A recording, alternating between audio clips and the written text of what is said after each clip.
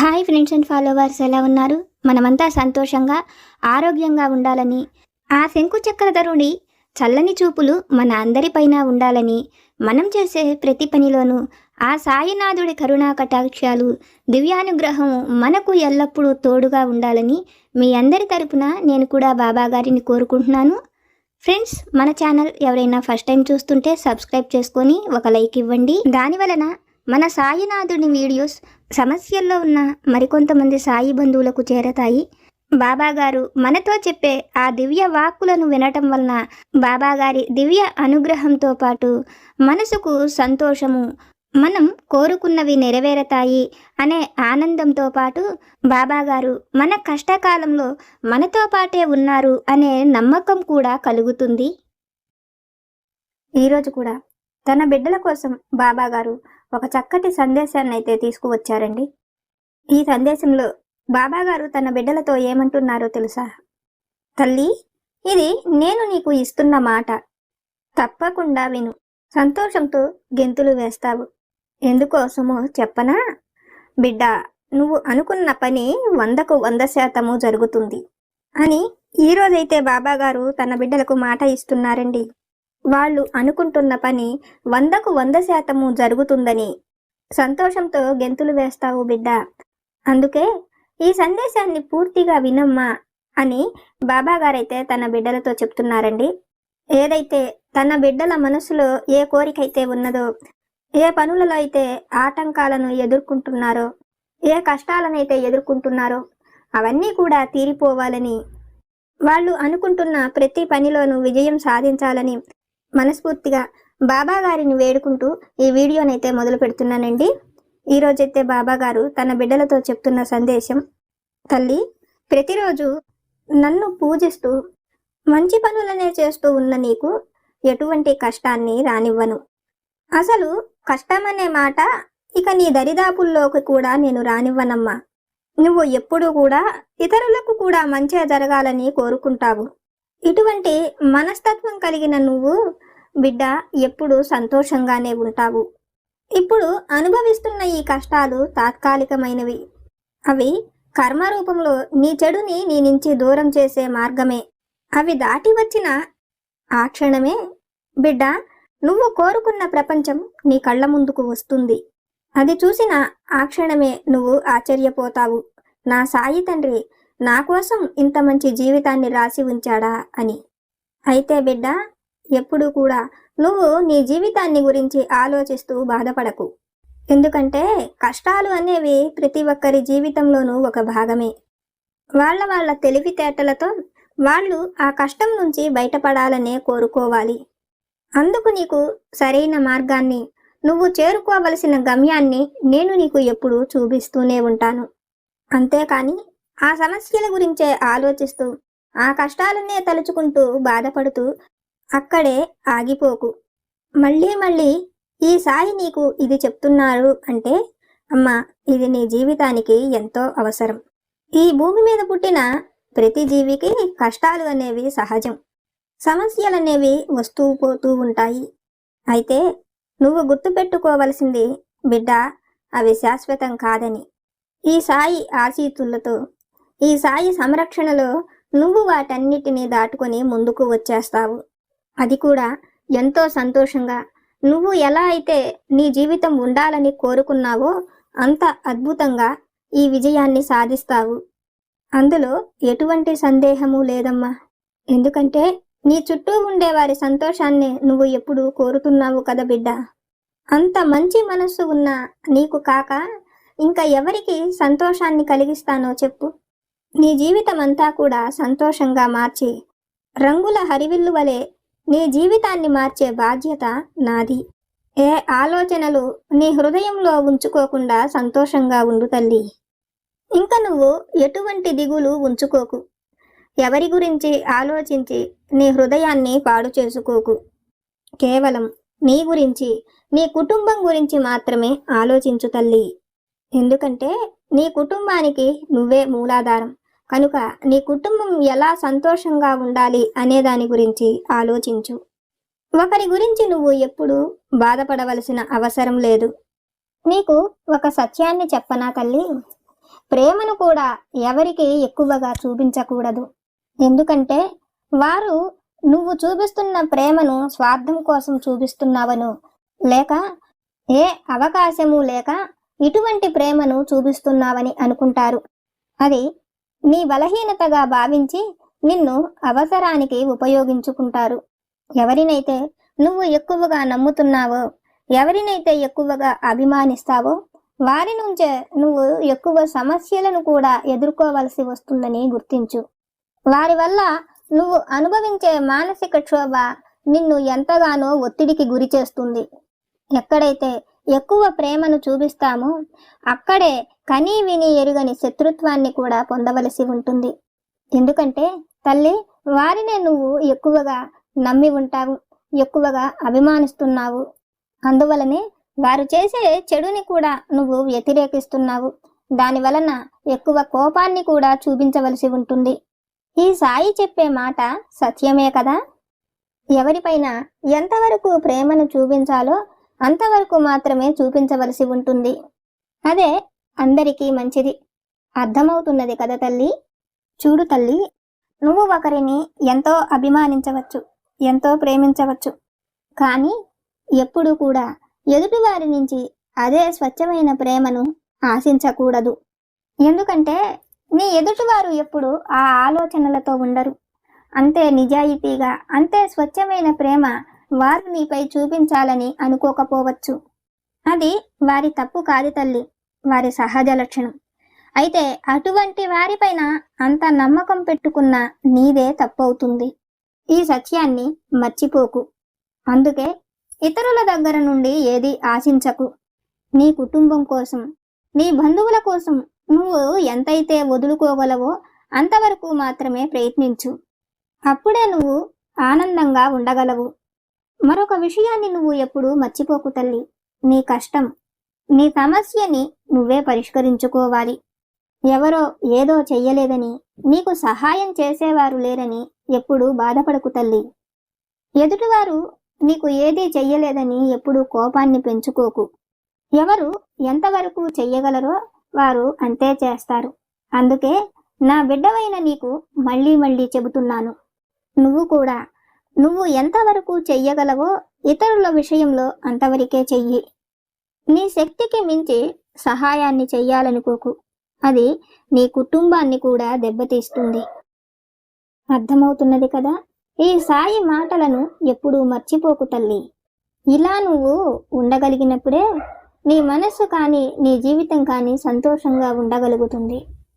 ఇక నువ్వు కోరుకున్నట్లుగా నీ జీవితం ప్రశాంతంగా బ్రతికే రోజులు వచ్చేశాయి తల్లి.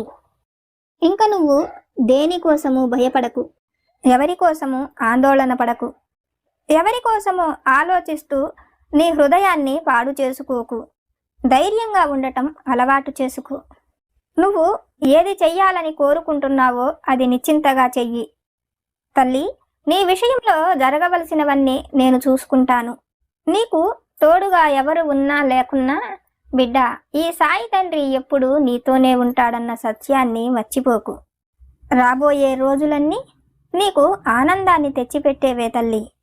నీ జీవితంలో నువ్వు అనుకుంటున్నటువంటి మంచి మార్పును నేను తీసుకువస్తాను. ఈ మార్పు కూడా నువ్వు సంతోషించేదే, నువ్వు కోరుకున్నదే. నమ్మకంతో ఉండు.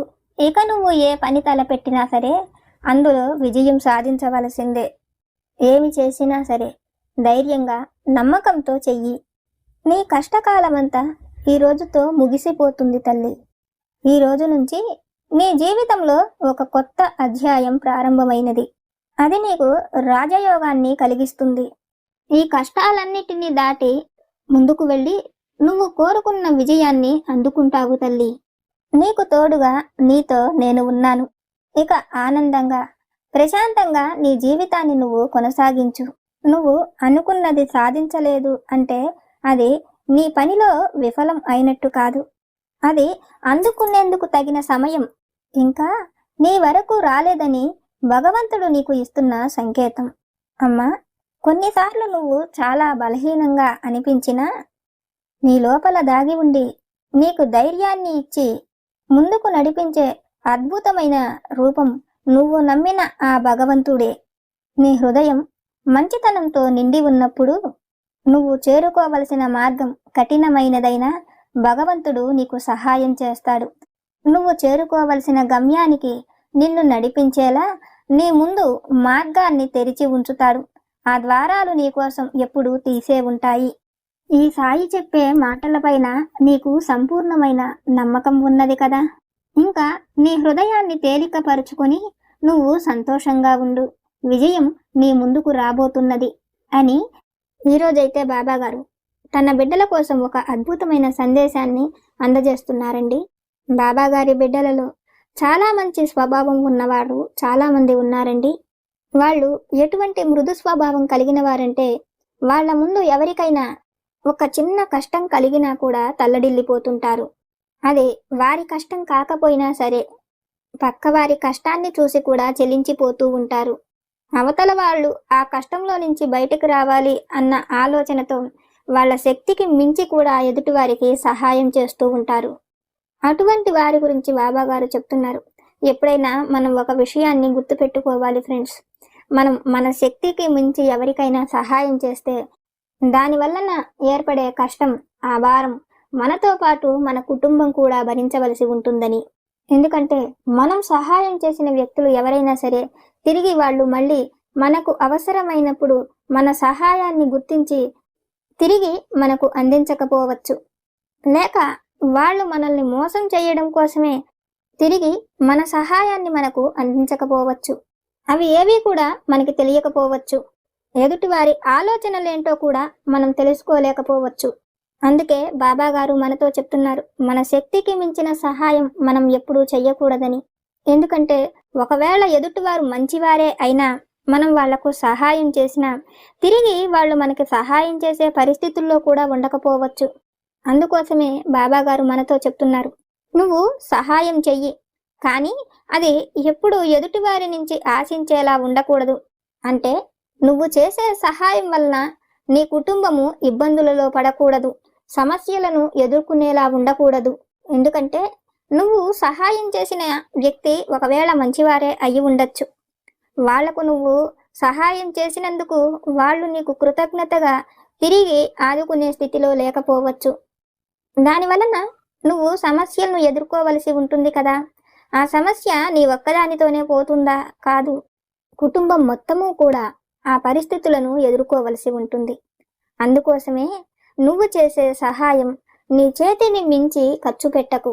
అలాగే జీవితంలో మరెప్పుడైనా ఎవరికైనా సహాయం చేస్తే తిరిగి మళ్ళీ వారు నన్ను ఆదుకుంటారో లేదో అనే భయం కలిగేలా నువ్వు ఆ సహాయాన్ని చెయ్యకు.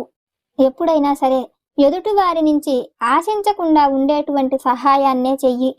ఎందుకంటే కొంతమంది నిన్ను మోసం చేసేందుకే చూస్తారు, కానీ మరికొంతమందికి సహాయం చేసే అవకాశము, పరిస్థితులు కూడా వారికి అనుకువగా ఉండవు. అందుకోసమే నిన్ను ఉద్దేశించి ఈ మాటను చెప్తున్నాను. ఎవరి నుండి ఏది ఆశించకు, నిస్వార్థంగా సహాయం చెయ్యి బిడ్డ, దానికి ప్రతిఫలాన్ని నేను నీకు అందిస్తాను అని బాబాగారి మాటలలోని అంతరార్థమండి. బాబాగారు మనతో చెప్తున్న ఈ మాటలు మీకు అర్థమవుతున్నాయి కదా ఫ్రెండ్స్. బాబాగారు మనతో మరొక విషయాన్ని కూడా చెప్తున్నారు. మీరు ఎవరి మీదైతే ఎక్కువ అభిమానాన్ని, ఎక్కువ ప్రేమను చూపిస్తారో వారి వలనే ఎక్కువగా బాధపడవలసి ఉంటుందని, వారి చేతుల్లోనే ఎక్కువగా మోసపోయి బాధపడే అవకాశం కూడా ఉంటుందని బాబాగారు చెప్తున్నారు. ఎందుకంటే వాళ్ళని మీరు ఎక్కువగా నమ్మి ఉంటారండి. వాళ్ళ వలనే మోసపోతారు అని కలలో కూడా ఊహించరు. ఎంతో నమ్మకాన్ని కలిగి ఉంటారు. మిమ్మల్ని మీరు నమ్మిన దానికంటే కూడా వారినే ఎక్కువగా నమ్ముతారు. మీ ప్రతి విషయాన్ని వాళ్ళతో చెప్పి ఉంటారు. అయితే వారి ద్వారానే మీ జీవితంలో మీరు అత్యధికంగా మోసపోతారని బాబాగారు చెప్తున్నారు.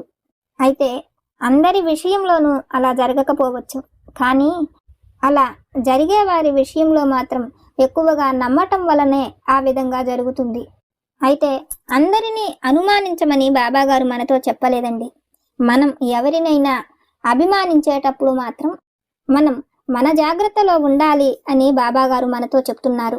మనం ఒకరిని నమ్మినప్పుడు, వారితో ఏ విషయమైనా మనం పంచుకునేటప్పుడు అది మనకు మేలు చేస్తుందా చెడు చేస్తుందో ఆలోచించి నిర్ణయం తీసుకోవాలి. మనం ఎదుటివారిని పూర్తిగా నమ్మాము కదా అని మన ప్రతి ఒక్క విషయాన్ని ఎదుటివారితో పంచుకోకూడదు.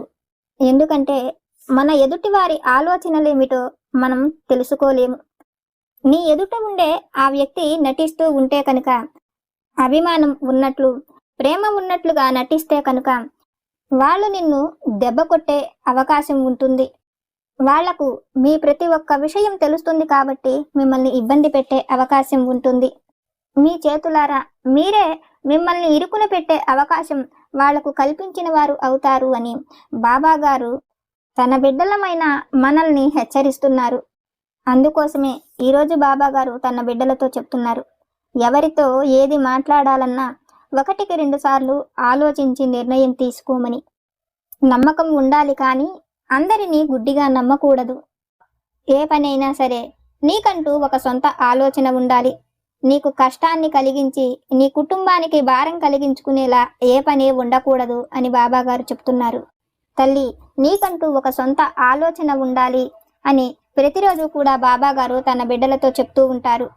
అంటే ఈ విధంగా బాబా గారు ఈరోజు మనతో చెప్తున్నారు అంటే ఈ విషయాలు మన జీవితం పైన ఎటువంటి ప్రభావాన్ని చూపుతాయి అనేది మనం ఒక్కసారి ఆలోచించాలి ఫ్రెండ్స్.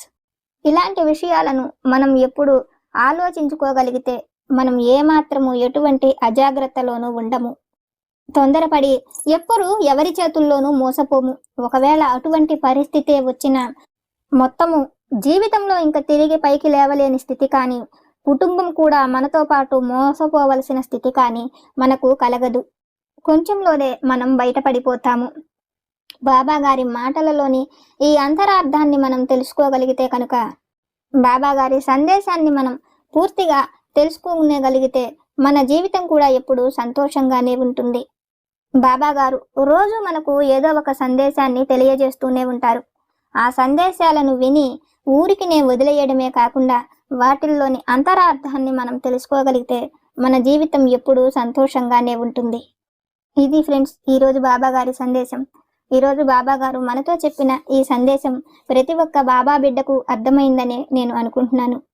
ఈరోజు బాబా గారు మనతో చెప్పిన ఈ సందేశం కనుక మీకు నచ్చితే మన వీడియోస్ ఫస్ట్ టైం చూస్తున్న వారు మన ఛానల్ సబ్స్క్రైబ్ చేసుకోండి. వీడియోకి ఒక లైక్ చేసి సపోర్ట్ చేయండి ఫ్రెండ్స్.